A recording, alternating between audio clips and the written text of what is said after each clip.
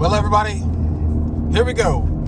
Headed out of the concrete jungle and down to historic Blakely Park. I think one of the last Civil War battles was fought at Blakely. And yeah, man, I'm excited. Concrete jungle no more. Yeah, that's something most of y'all don't get to see every day. The USS Alabama.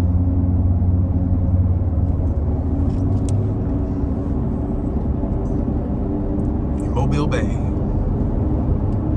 It's funny, I'm leaving all the action right now because back towards downtown, Mardi Gras is in full effect. This weekend will be the biggest weekend for Mardi Gras. Monday will be Lundi Gras and Tuesday will be Fat Tuesday. And it is quite the event. I lived on the parade route for 11 years, so Mardi Gras was on my front door, and I had enough. I had my fill. So it doesn't hurt my feelings too bad. Looks like we're coming up on it. Yep, here we are. I figured I'd spare you guys the 45-minute drive. But here we are, Blakely State Park. Alright, looks like we're going to have to check in with a park ranger. And I'll be back.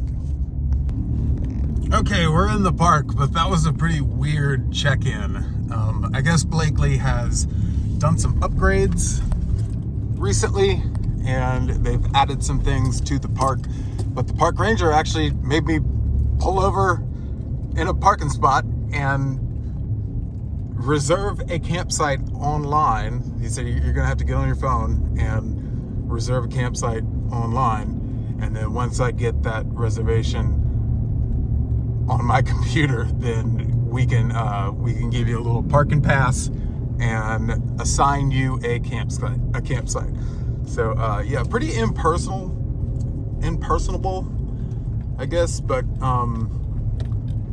I don't know. We've had some weird experiences at Blakely with noisy campers, and maybe it's good that they're getting a little bit more weird about things and a little bit more locked down to make sure it's a nice experience. I don't know. Only time will tell. All right, so this is home for the night. Lot 18. Got me a picnic table. Got me a nice little fire pit. Somebody left me some wood in there. This little mound.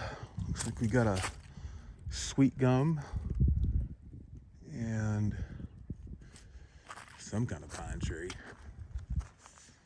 All right, this looks like this might be the spot. Yeah, so I kind of feel like this is the flattest spot we're gonna get out here. Probably about 10 years ago, I found this Ozark Trail tent at one of those bargain stores like Dirt Cheap or Hudson's Treasure Hunt. Anyway, it had all the pieces in it, and we're gonna hope it still has all the pieces in it.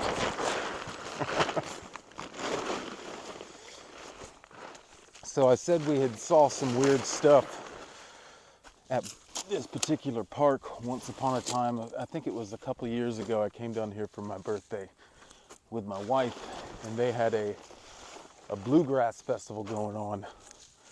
And well, the site directly next to us was a little bit overserved in the liquor category, and they were loud and rowdy. And not only were they loud and rowdy, but once everything calmed down and everybody went to sleep, we were woken up to a bit of coitus happening. Some loud coitus at that, which was followed by vomiting and other noises that you just really don't want to hear whenever you're camping. So yeah, I'm kind of glad that they're, I don't know, buckling down on things. This is a big tent for one man, I know. All right, I think I'm gonna fast forward this, and voila.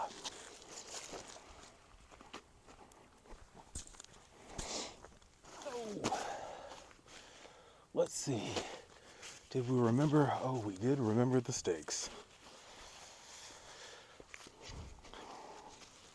So yeah, it's a cheap little tent. I think they market this as like probably a 6-man. You know how those go. As many people as they can fit into those things. 6 men would not fit comfortably in this tent. That is a fact. I think me and my wife were a bit cramped in this thing. But I have no doubts that I'll be nice and cozy in here. We have a bigger tent, a Coleman Insta cabin, and that thing kind of just pops up just within a few seconds. But it's gonna be cold tonight. I think we're looking at like 30 degrees, and it's cold for us Alabama boys. So I'm gonna have my little Mr. Heater in here, and I don't want that thing to have to work any harder than it's already going to. So yeah. Ta-da! And because it's going to be 30 degrees tonight, I'm gonna slap this rain fly on just as a little extra barrier to kind of keep some of that Mr. Heater heat in here with me. Probably gonna wake up and be nice and wet in there. All right. Hook you down. Crisscross applesauce. Hook you down. Okay. And I hook you down.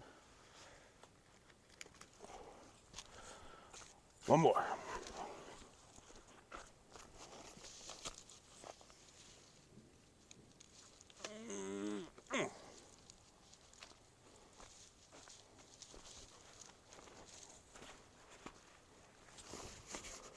Okay.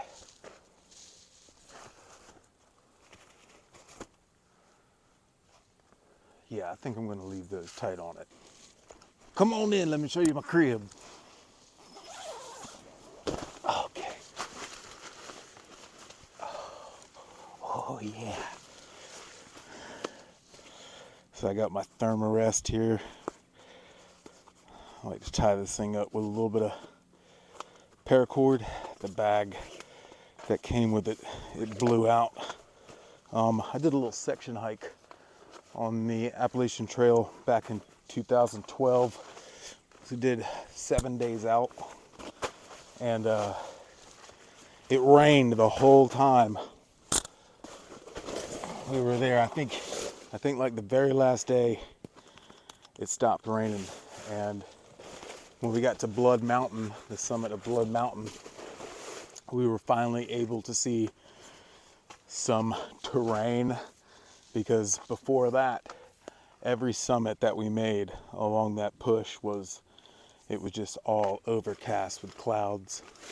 But yeah, the bag for this thing got ripped. So I tied it up with a little bit of paracord, and I got a little bit of paracord if I need it.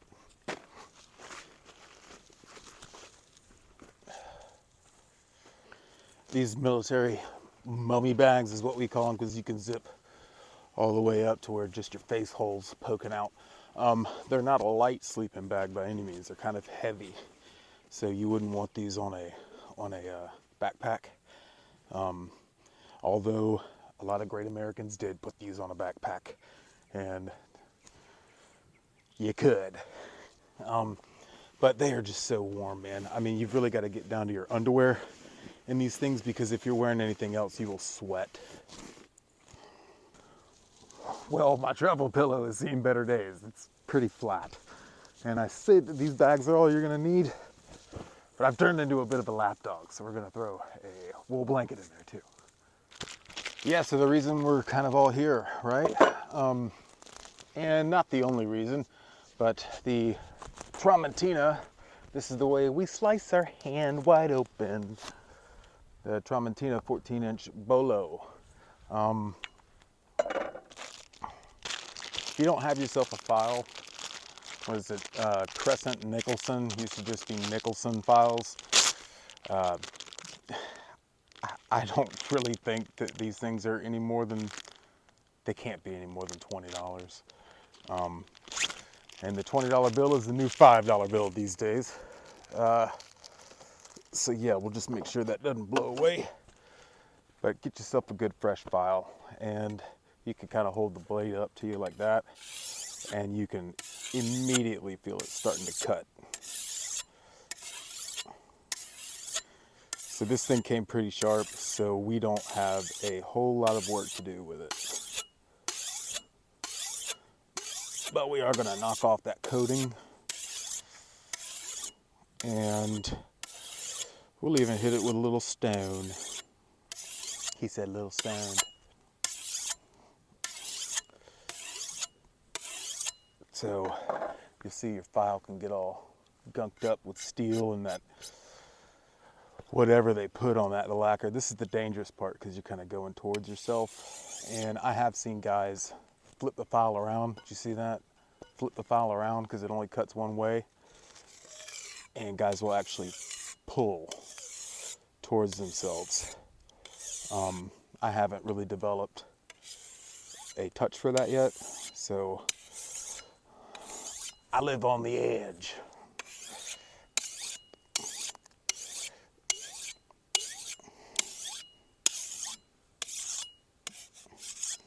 Yeah, that's looking pretty good. It would make sense if you are new at this and if you are not going to be pulling away from yourself, for you to put on some kind of a glove. Once these things get good and sharp, they'll slice right through a leather glove. But every little bit counts, and maybe it'll stop you from going all the way to your thumbnail.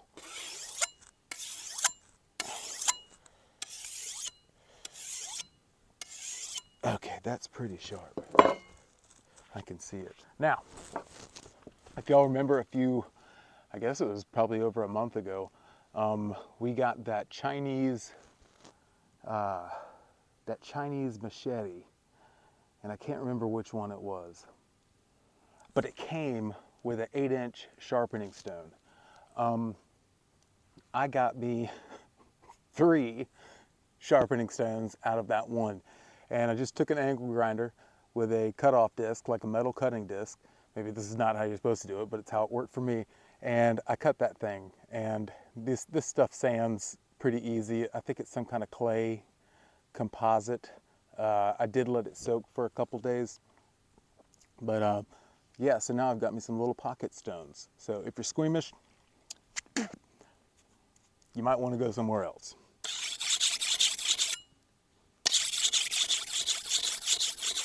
Oh!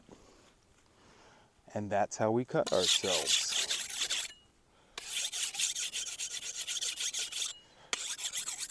So with a stone, you're really just kind of honing that burr and getting some of those file cuts out. And this is by no means a good stone. I mean, we saw the machete it came with, but this will get us where we want to be for some field use.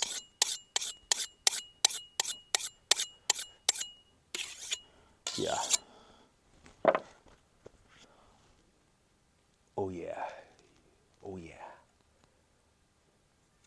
You got a little burr right there.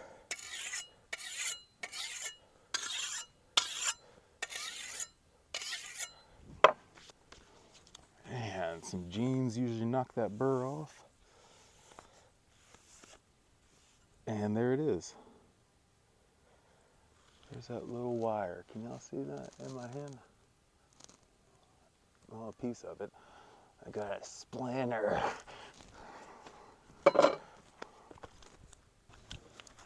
what we're gonna do is we're gonna take this bolo here, and this is a good way to cut yourself, but I don't have a sheath for this yet, so this cardboard is going to do just fine. I have a little folding saw. Well, it's not little, but you know, a little cheap Corona. I think it was like 16 bucks. These things are way better than what you find on the backs of machetes. I'm gonna put this in a pack, and it's gonna kind of stick out a little bit. But let's see, might even be able to get it looking all fancy and stuff. Yeah, so that's kind of sticking out a little bit, but that's just fine, man. I'll just wrap these around each other a couple times, and we are going to take a walk and see if we can't find some more wood for the night. I brought a little bit, but it's not going to be enough for the night. All right, so I'm walking down this trail they've got here, and it's a bit of a power line easement. I guess to run power to the RV campers, and they have some bathroom facilities around here too. But what I'm trying to do is get off the beaten path, and maybe I can find some wood that hasn't been scavenged. But if you look behind me here, they've recently prescribed a burn. So, which is nice because all this undergrowth is gone, right? It's all gone. But yeah, I don't know, we're gonna be able to find some firewood. We might have to go up to the park ranger and buy a couple bundles. Nah, we're not gonna do that. So I'm seeing a bunch of pine kind of right off the trail, but pine's not really what I want. I'd like to get some hardwood. Pine, it'll burn. It burns hot, but it burns fast. There's a big old piece of fat wood right there, son. Look at that. That's a big old chunk of fat wood. All right, let's see if we can't find some. Looks like somebody's been back in here gathering some wood. I feel like I'm at work right now because I can. We're in some wetlands now. All right, I don't think anybody's going back here.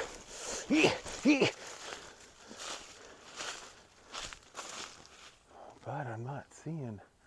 All right, my dilemma is, or the moral dilemma that I'm having is, so we're in a state park right now, and the good etiquette is not to take anything that's standing, and that goes for dead stuff too, because it's a habitat snag for, you know, birds and grubs and other things. So a rule of thumb is if it's standing up, leave it. But if it's on the ground, it's fair game. But all the stuff that's on the ground out here is pretty rotten. I don't know, that looks like it's might have some potential. What do we got here? Yeah. Well, it feels a little rotten.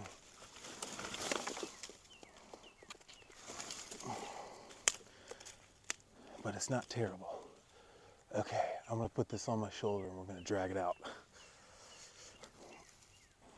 All right, so that's about a 15-foot something, and it didn't break the whole way out, so I think we've still got some hardness in it.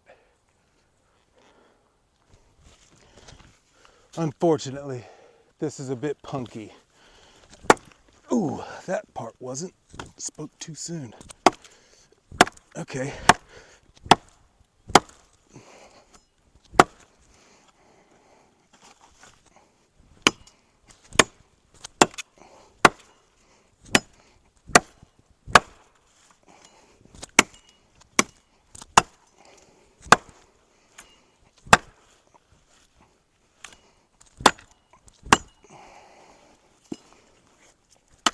Yeah. Okay, so it's getting harder as it goes down. Or maybe it was just that part.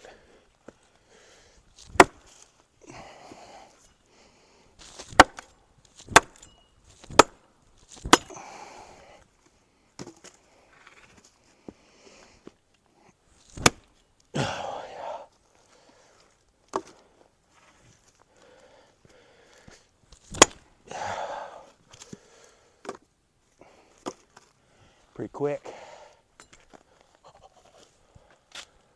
Yeah, so I'm gonna keep on gathering wood, but I'm gonna have to do that by myself. You can see all the round cuts is stuff that I brought with me. That's an old Carolina cherry laurel that I took down on my property, and that little bit right there is what we just drug back. So it's hard to do this one-handed, and I'd like to be warm tonight, so I will show you guys what I get when I get it. Okay, so it's about 3:30, and I want to have dinner around 5:30, and I think it's about time to get me a fire going. If we've got to go up to the ranger's office, cabin, whatever, then we will, to go get some more firewood. But we've got a pretty good, like, get her going stack. This is some Kogon grass. I'm pretty sure this is what they were burning. It's invasive and it's nasty stuff. So let's clean out this fire pit.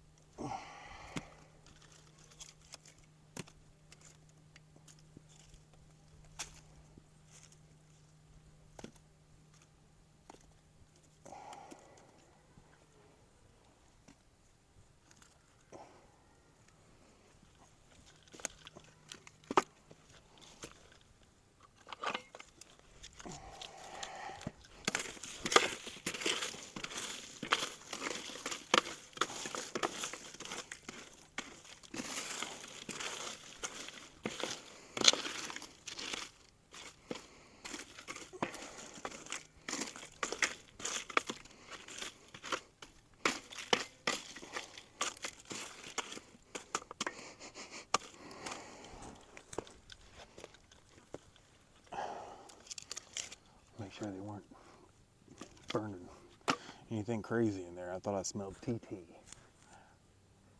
So I've got me a pretty good little grass hut teepee thing going on, and I'm gonna make some kindling with this here Tramontina.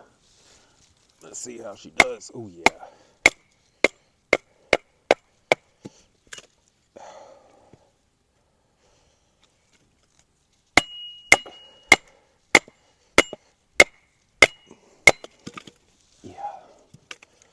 This is a pretty thin piece of wood, but it's pretty dry too.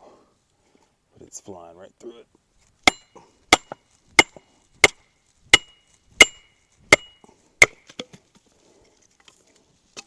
Yeah. Yeah.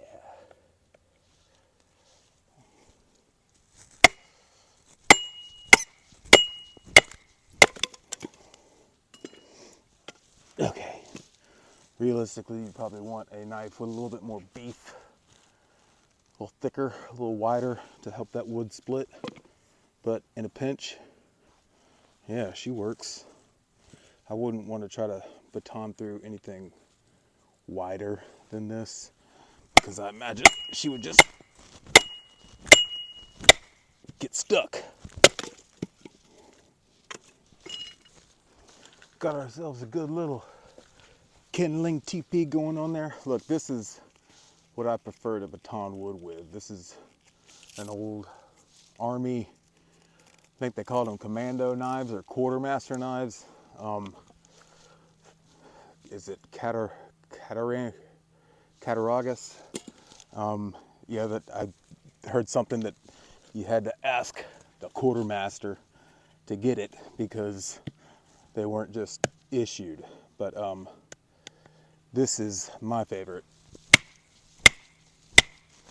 batoner because I feel like that leather stacked handle back there kind of eats some of the shock that you get whenever you're beating these things, a lot of times batoning can be rather unpleasant to the palm of your hand.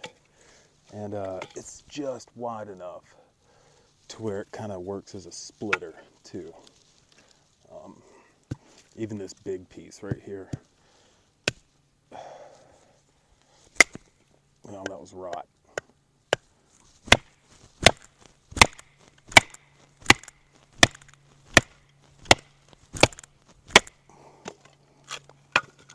I mean, that's a big chunk of wood.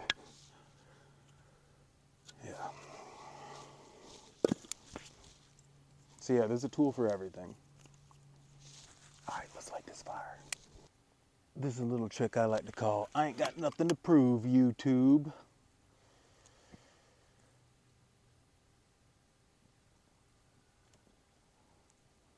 Y'all waiting to see my hair catch on fire, aren't you? Y'all want to see my hair catch on fire.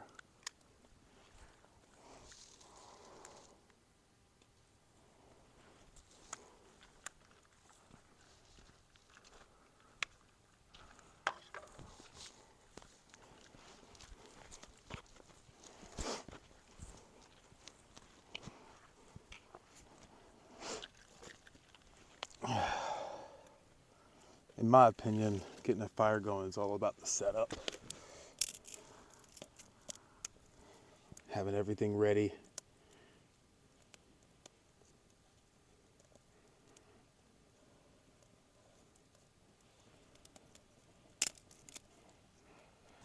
And just like that, we have a fire established. So I'm gonna keep an eye on this thing, get it the way I want it, and I'll see you guys whenever it's time for dinner.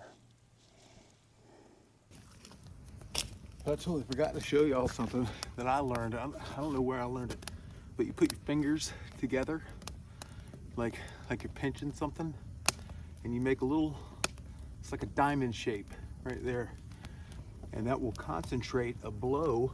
Put it up to your lips. That way you ain't gotta get your face in the fire.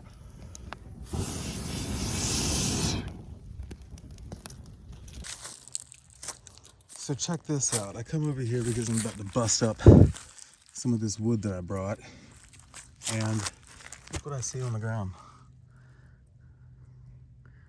That is a carnivorous plant. That is what we call sundew, common name. Maybe if I can get the sun behind me, if I can get a better shot of it. Drosera, and it's in the Venus flytrap family. Looks like it might have a hold of something right there. So what I know about that is they grow in nitrogen depleted soils. So we probably have some bog-like conditions where our campsite is. That's kind of neat. Yeah, they're all over. Here's another little one.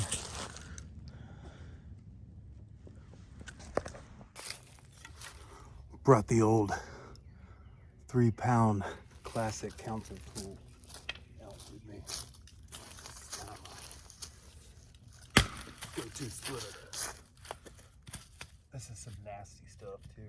You see that grain in there.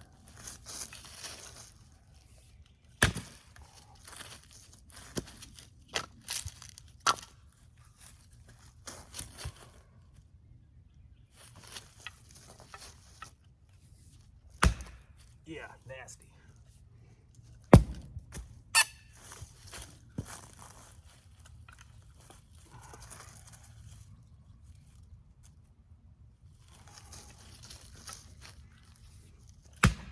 Nasty.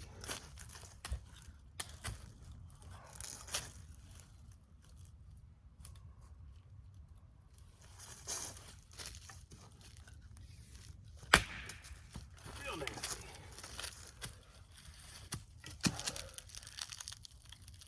Ooh, okay. 4th time's a charm.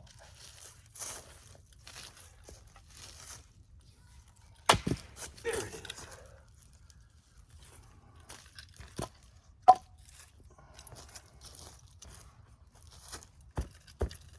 Oh no, my axe went in the dirt.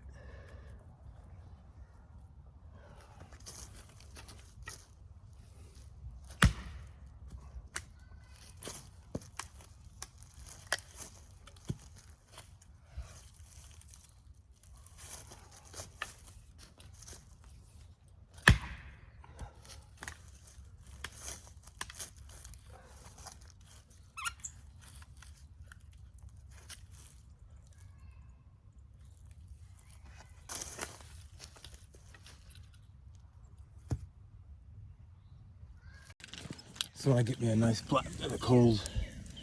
It's usually the time I like start my little log cabin. I'm a log cabin guy. Got me a good little log cabin going there. It's about my third stack. Now it's time to get this lantern going because it's gonna be dark soon. And don't like messing with a lantern in the dark.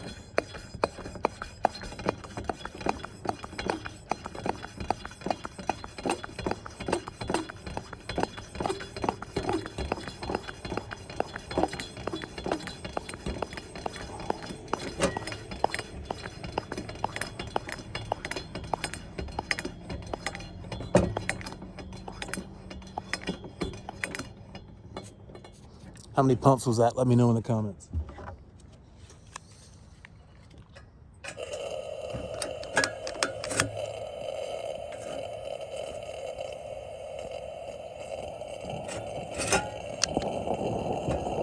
Breathe. Breathe, old girl. 1984. Coleman CL2 adjustable. Oh shit. Excuse me. Come on. You can do it. You can do it. Come on. This is back when they made the globes in the USA. Take care of this one.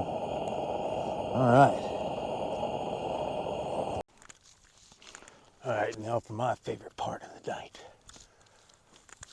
Dinner time. So, I'm a meat and potatoes kind of guy.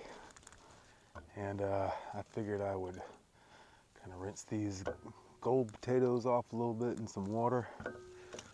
And I'm going to cut them up with my rat, my Ontario, my Rat 1. You know what? I don't want to hit the plate with it. So we're just going to cut them on the table. It's all right. God made dirt. Dirt don't hurt.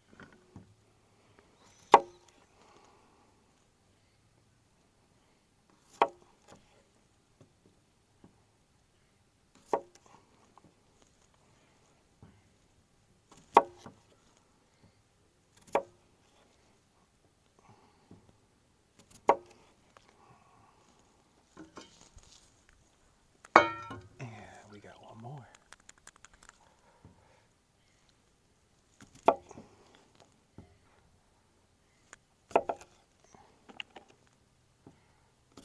Okay. So, potato, and I brought some tin foil.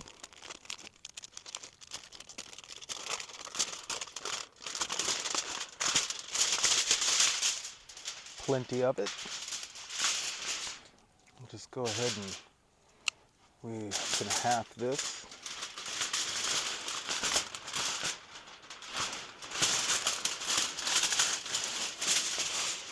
Looks good.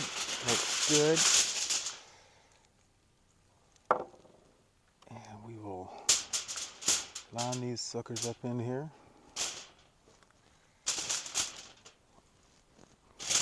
Make sure they're all nice and separated. Okay. Brought me a bag of drugs, some SPG. Yes, get on in there. Oop. Get on in there.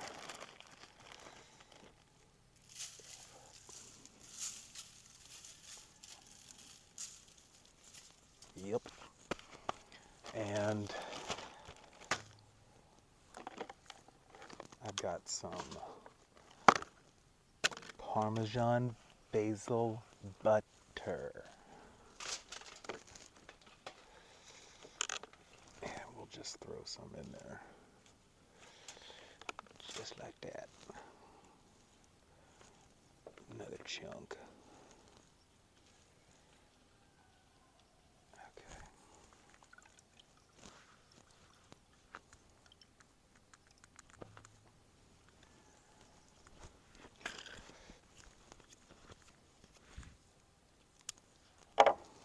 All right.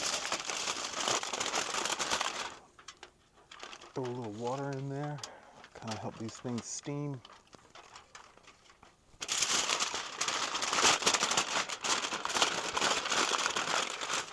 And wrap it up tight.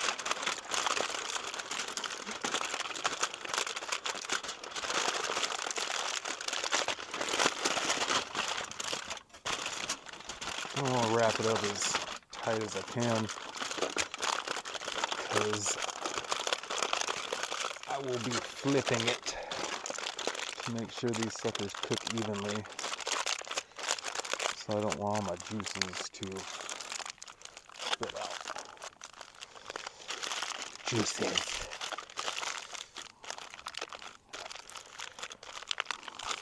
All right.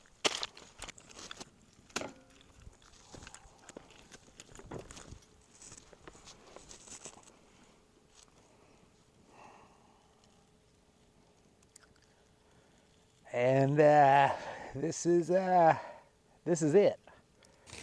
Yeah, y'all heard me right when I said meat and potatoes. So we're gonna SPG up this STK. Oh yeah. Get in there.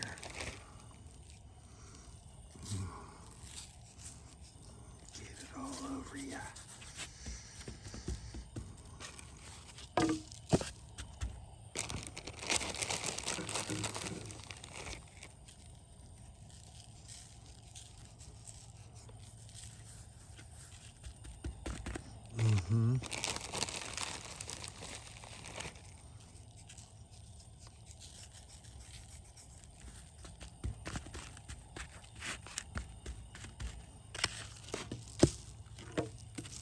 Don't waste it now.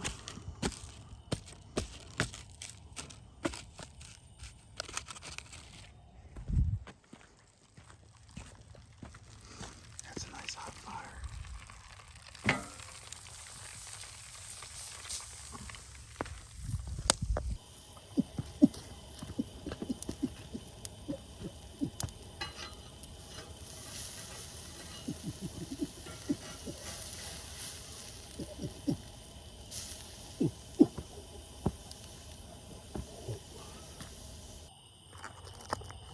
Who's mad at me?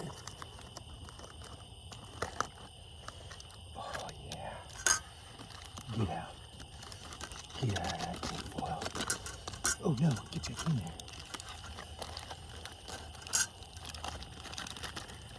Oh yeah, some roasted potatoes.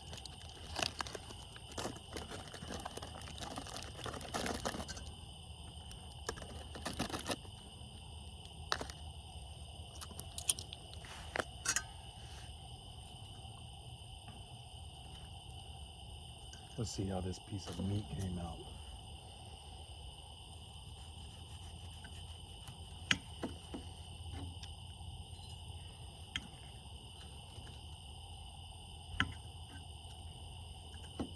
Get out of here, fat.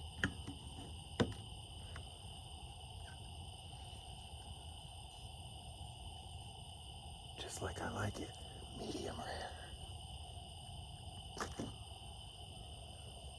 Eat your heart out. Gordon Ramsay. Well, ladies and gentlemen, that pretty much concludes all the fun I think I can have with this here knife. I grabbed a piece of paper out of the truck for all the people that like watching it cut paper. Yeah, we beat it through some hardwood, and it's got a good edge still. Tramontina, they make quality stuff. Some of you could say you probably sharpened that off screen. I didn't, and well, I don't really care what you think, because I'm not a liar. It's been fun. Makes one hell of a spatula. And yeah, I could see this being a good little camping companion. So